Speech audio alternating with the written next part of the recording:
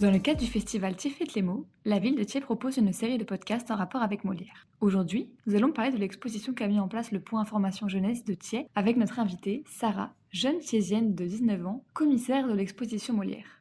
Sarah, pouvez-vous nous expliquer votre rôle dans cette exposition et les différentes étapes suivies ? Alors, moi, je suis commissaire d'exposition. Donc, ça veut dire que c'est moi qui ai eu le rôle de choisir les œuvres et de choisir tout l'assemblage en fait autour de l'histoire et du thème qu'on a décidé de choisir. Donc, ça veut dire qu'on a dû trouver les œuvres, trouver les artistes et réfléchir à une ambiance assez logique pour pouvoir nous plaire et plaire aux autres. Et comment avez-vous sélectionné ces œuvres ?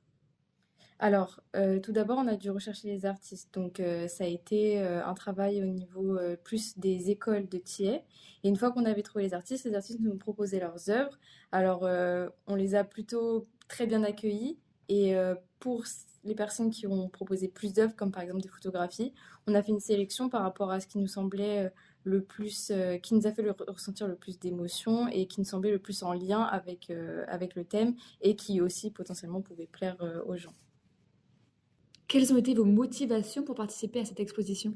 Alors déjà, c'est un projet thiésien et je suis thiésienne, donc forcément j'ai eu cœur d'y participer.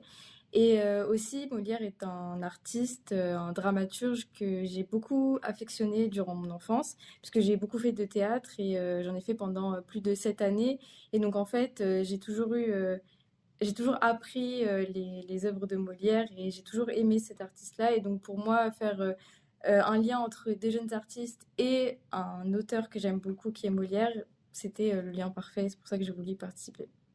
Qu'avez-vous pu apprendre de cette expérience en tant que commissaire ? Alors déjà, j'ai appris que c'est beaucoup d'organisation, puisque on peut pas faire tout comme ça sans que ça n'ait aucun sens. Il faut beaucoup de réflexion derrière la recherche des œuvres et aussi que ça puisse plaire au plus grand nombre, puisque ça peut plaire à nous, mais pas forcément à tout le monde. Et du coup, il y a énormément de réflexion et c'est un travail qui demande beaucoup d'organisation.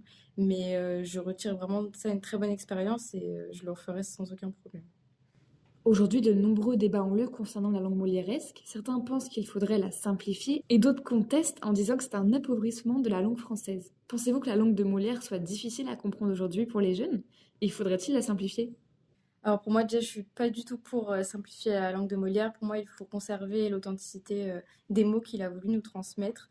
Maintenant, effectivement, oui, je peux comprendre qu'on puisse dire que la langue de Molière soit un peu compliquée à comprendre pour la jeunesse, mais je pense plutôt qu'on doit réfléchir à une autre manière de l'aborder, une autre manière de l'interpréter, tout en conservant l'authenticité des mots qu'il avait utilisés. Que vous évoque Molière ? Du coup, Molière m'évoque beaucoup mon enfance et beaucoup le théâtre, et notamment une pièce de théâtre, Les Fourberies de Scapin, qui m'a marquée et que j'ai aimé vraiment jouer. Et Molière m'a marquée par rapport à ça.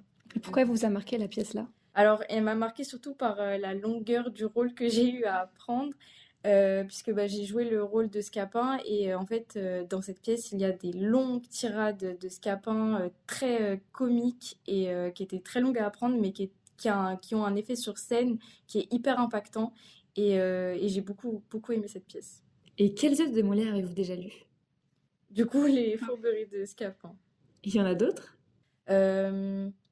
J'ai lu, alors non, là comme ça, il n'y en a plus qui me viennent en tête, ça fait tellement longtemps, j'ai peur de me tromper d'auteur en fait en disant des pièces de théâtre.